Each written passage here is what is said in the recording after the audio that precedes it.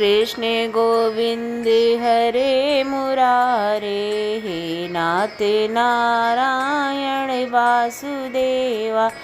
मित्रों, श्री कृष्ण भगवान के चरणों में शीश झुकाओ और श्रद्धा धाम से पूजे हरि, मन वांछित फल पाओ। कृष्ण मित्रों, मैं प्रियंका स्वागत करती हूँ आपका जीवन और आध्यात्म में। मित्रों, आज मैं लेके आई हूँ आप लोगों के लिए कार्तिक मास का तीसरा अध्याय। सत्यभामा ने कहा, हे प्रभु, आप तो सभी काल में व्यापक हैं और सभी काल आपके आगे एक समान है। फिर यह कार्तिक मास ही सभी मासों में श्रेष्ठ क्यों?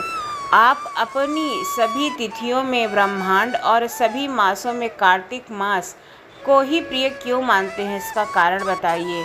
भगवान श्री कृष्ण ने कहा, हे भामिनी, बहुत अच्छा प्रश्न है। मैं प्रश्न का उत्तर देता हूँ, सो ध्यान से सुनो। इसी प्रकार एक बार महाराज बेल के पुत्र राजा पृथु ने देवर्षि नारद से प्रश्न किया था और उनके उत्तर देते हुए नारद जी ने कार्तिक मास की महिमा बताई थी। कहा था, हे राजन, एक समय शंख नाम का एक राक्षस हुआ करता था। वह बहुत ही बलवान और अत्याचारी था। उसके विद्रोह से तीनों लोकों में त्राही त्राही मच गई थी। उस शंखासुर ने स्वर्ग में निवास करने वाले देवताओं पर विजय प्राप्त कर इंद्रादि देवताओं, लोक और पालों से अधिकार छीन लिया था। वे सभी देवता अपने परिवार के सदस्यों के साथ सुमेरु पर्वत की गुफाओं में बहुत दिनों तक निवास करते रहे कि जब शंखासुर को यह बात पता चली कि देवता आनंदित होकर सुमेरु पर्वत की गुफाओं में निवास कर रहे हैं, तो उसने सोचा कि ऐसी कोई दिव्य शक्ति है जिसके प्रभाव से अधिकार में अभी भी देवता बलवान हैं। सोचते हुए वो एक निर्णय पर पहुंचते कि वेद मंत्रों के बल के कारण ही देवता बलवान हो रहे हैं। यदि वेद ही छीन लिए जाएं तो बलहीन हो जाएंगे। ऐसा विचार कर शंखासुर ब्रह्मा जी के सत्यलोक में शीघ्र ही वेदों को हर लाया। उनके द्वारा ले आए उसके हर लाने से ब्रह्मा जी के पास से वे वेद चले गए और वो जल में समा गए।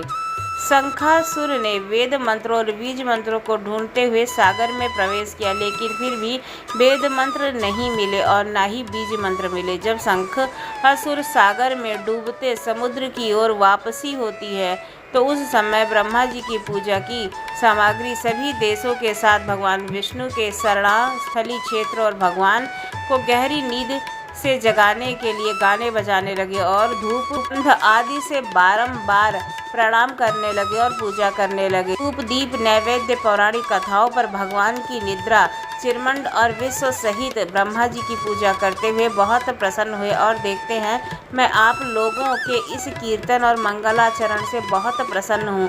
आप अपना अभिष्ट आभूषण मांगिए, मैं निश्चित रूप से प्रदान करूँगा।